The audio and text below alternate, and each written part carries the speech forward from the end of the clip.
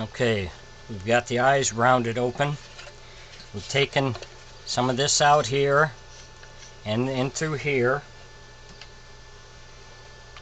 So now we set our eyes in here.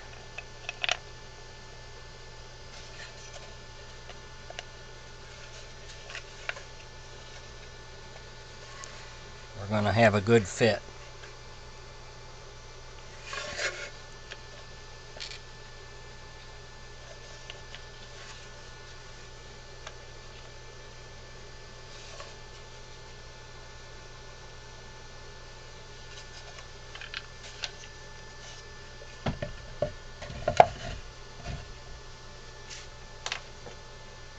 Now we're going to work on the mouth.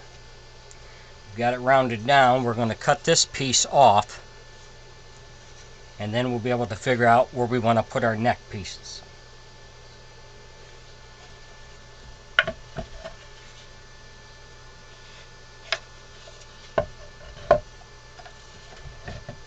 And then we'll be back.